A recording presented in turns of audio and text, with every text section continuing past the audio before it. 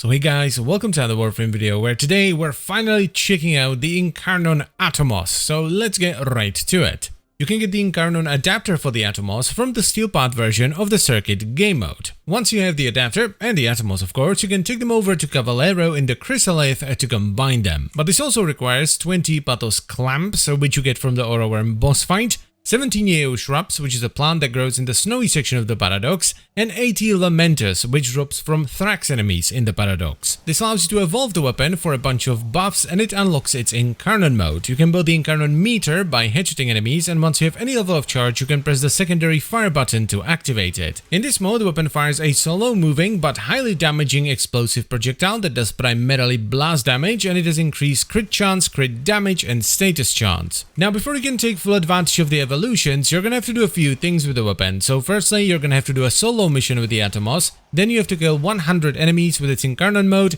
and finally you have to kill 30 enemies that have at least 4 status effects on them. The evolution options are pretty cool here, so firstly you have to choose between one of two virtues. The Paladin virtue gives you more base damage, and then if you have more than 700 max energy you get a better crit damage multiplier. And the second one is Hoplite virtue, which once again gives you some extra base damage, but then on a shield break you get additional base damage for 8 seconds. The second one has you choose between Moonrise velocity for extra range, Mercenary chamber for more spare ammo, and Resonant Restore, where whenever you reload from an empty magazine, you get 5 extra rounds in the magazine and it stacks up to 7 times. And finally, the third evolution has you choose between Elemental Balance for 20% extra status, Commodore's Fortune for 19% extra crit chance, or Survivor's Edge for 10% crit and status chance. Now, I ended up going with a combination of Paladin Virtue for the base damage, but also for the crit multiplier, because I do have a few frames that actually have more than 700 energy on them. Then I picked up Moonrise Velocity, because having extra range on the Atomos is huge, and I topped it off with Commodore's Fortune for the extra crit chance. As far as the build goes, I just went with a Viral Heat hybrid, so I have Galvanized Diffusion and Lethal Torrent for multi-shot and a bit of fire rate,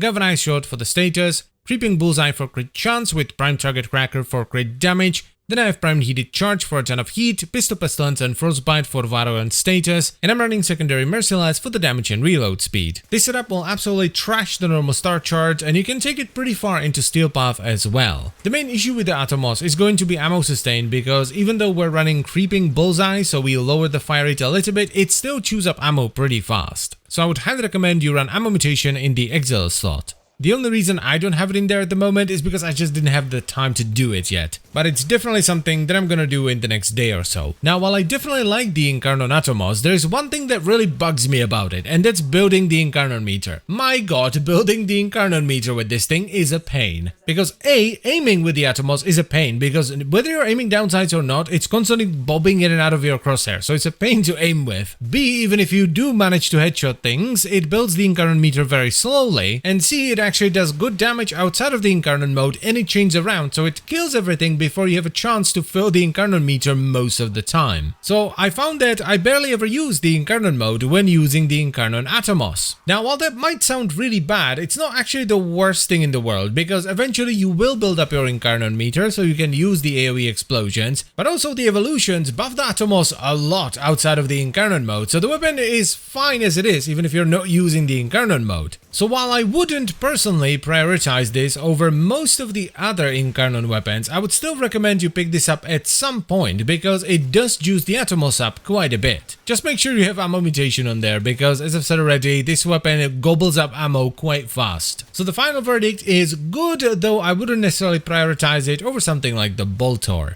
And that is pretty much it for the video, so I thank you very much for watching. As always guys, I hope you've enjoyed the video and found it helpful. If you'd like to support the channel, you can check out the memberships down below, Pluggo, etc. And I will see you next time. Bye bye.